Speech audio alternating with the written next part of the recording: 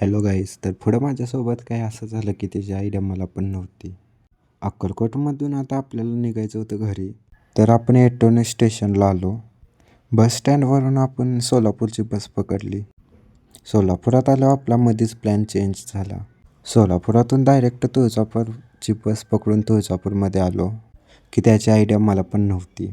आता अचानक प्लॅनिंग ठरल्याप्रमाणे आपण आलो. पहिल्यांदा आपण तर भक्त निवासला आलो. भक्त निवासमध्ये रूम घेतली.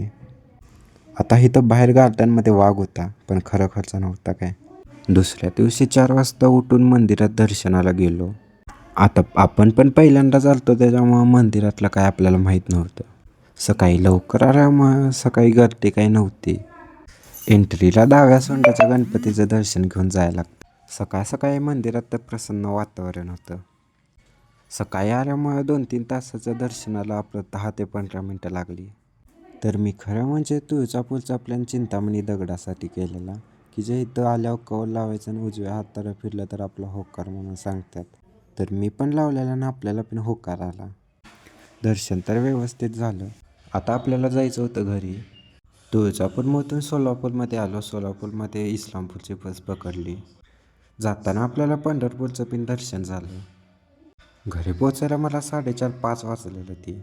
तर भावानं जाताना फॉलो करून जायला विसरू नका.